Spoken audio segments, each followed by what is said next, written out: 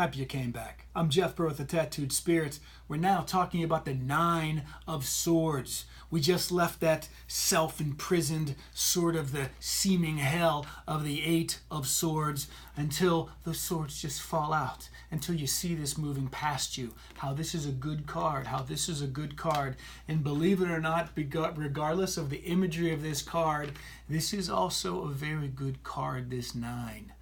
Nine represents the intensity of the suit, the struggles, the compromises of the suit.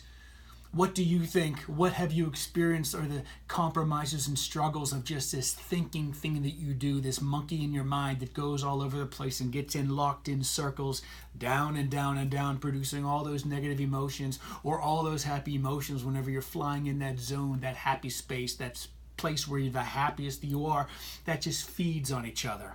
This is the card that represents these cycles. In this particular, I guess you could call it, in this particular facet of this card, it is of the negative emotions associated with the thoughts that are producing those emotions.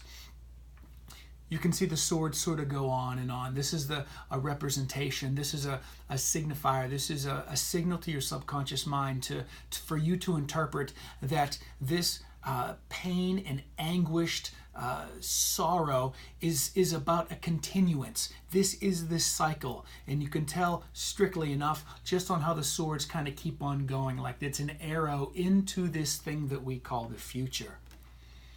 Whenever it shows up in reverse, it means that things may still feel awful because these cycle of thoughts are down. And I'm tending on the negative side of it because it's such a dark card. The imagery is inferring just sorrow and loss and pain and despair and all of these things. But when it happens to come in reverse, this veers definitely from the book that you get with all of these cards, because I'm looking at these cards and from my experience and from my expertise, there is no solid state of a future event. Everything is always in flux. Whenever you read the book and it says that the reverse meaning is like miscarriage and terrible ending and like all these, actually, here, what's it say about the Nine of Swords?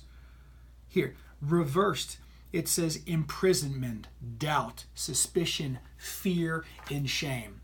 And although that may be true, the suggestion for this card reversed is that this is more of a temporary experience for you. And this is the card that maybe I didn't have a hesitation to get into, but I definitely needed to make a note or a comment that we are veering away from the idea of a future that is set in stone.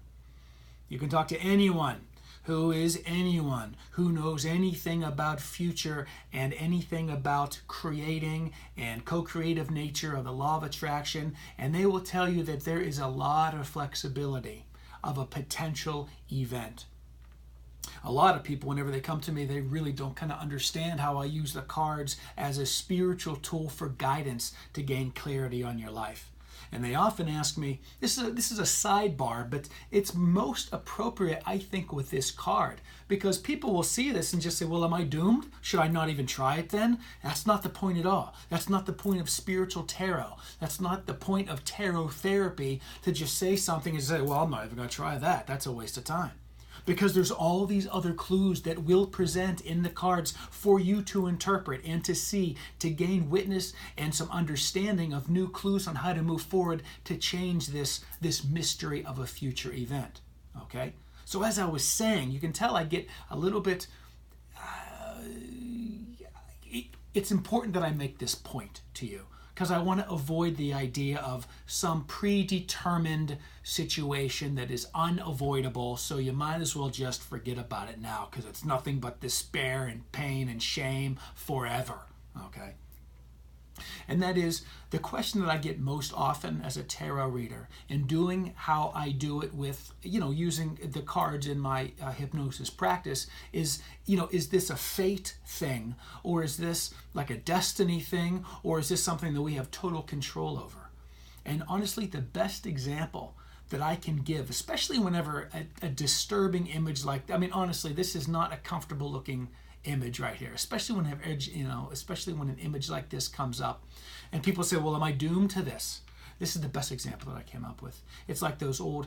I use the example of the Atari 2600 cartridges, those video games. I guess you could use any PlayStation game with the disc, but it was just a cartridge of, let's just say, Pac-Man. We're all familiar with Pac-Man, and you plug that, program of the game inside your, Atari 2600, and you start playing, and all of your choices are completely up to you to make, to take the Pac-Man up or left or whatever, but it's completely up to you. But here's the thing, that's the free choice of it. That's the willpower part of it. But regardless of where you choose to go, the end result of what happens after that choice is already in the program.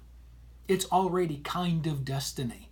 That's why we say that the world is your oyster, that there's all these different options.